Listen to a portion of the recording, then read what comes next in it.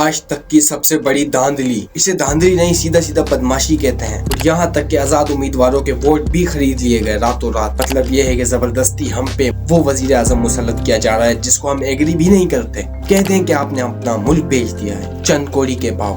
پاکستانی عوام نے ذلیل ہو کے ووٹ ڈالے، وہی ووٹ ہمارے اوپر غلط طریقے سے استعمال کیے گئے۔ جنرل ضیاء الحق کے زمانے میں بھی اتنا ظلم نہیں ہوا جتنا آج 2024 میں ہو رہا ہے۔ Recorded their votes in favor of the resolution has been passed by a majority of the total membership of the National Assembly.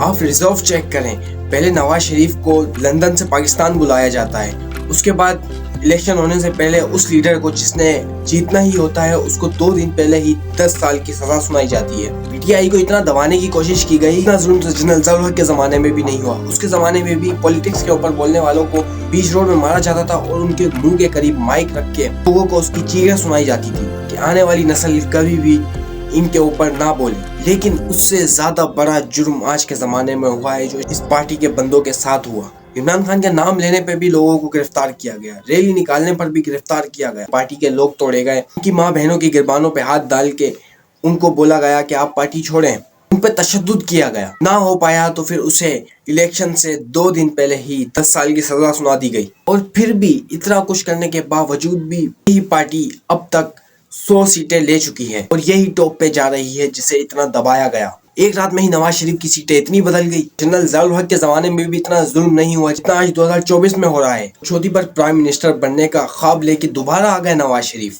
2 لیڈروں کا ووٹ لے کے لڑے، پھر بھی عمران خان کی پارٹی کو نہیں ہرا پائے اور یہاں تک کہ آزاد امیدواروں کے ووٹ بھی خرید لیے گئے راتوں رات۔ اور جب کنفرم ہو گیا کہ دونوں سیٹوں سے نواز شریف بازی ہار چکے ہیں تو ایک دم بازی پلٹتی ہے اور لاہور سے وہ چناؤ جیت جاتے ہیں، اور جو ریئل ووٹ ہوتے ہیں ان سے 350 ویلڈ ووٹ زیادہ۔ یہ کیسے ہو سکتا ہے؟ اور ان ووٹ کی کرسی پہ کھڑے ہوئے 14 لوگ ایسے تھے جنہیں 0 ووٹ دکھائے گئے۔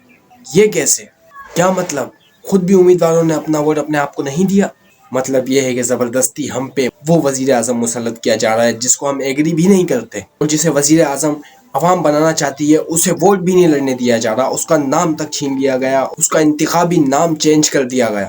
جسے 10% بھی عوام نہیں چاہتی اسے ہمارے اوپر زبردستی مسلط کیا جا رہا ہے، اور اس کا مطلب یہ ہے کہ ہم اس انگریز دور میں واپسی چلے گئے ہیں۔ جو پاکستانی عوام نے ذلیل ہو کے ووٹ ڈالے، وہی ووٹ ہمارے اوپر غلط طریقے سے استعمال کیے گئے۔ آخری ٹائم پہ وکیل کہتے ہیں کہ پی ٹی آئی جیتنے کے بعد بھی عمران خان وزیر اعظم نہیں بن سکتے کیونکہ اس کے اوپر کیس چل رہے ہیں، اس لیے آپ کو وزیر اعظم کوئی اور چننا پڑے گا۔ اب یہ عوام پاگل ہے، جو چاہے ان کے ساتھ کر سکتے ہیں۔ اب کہتے ہیں کہ آپ نے اپنا ملک بیچ دیا ہے چند کوڑی کے پاؤ۔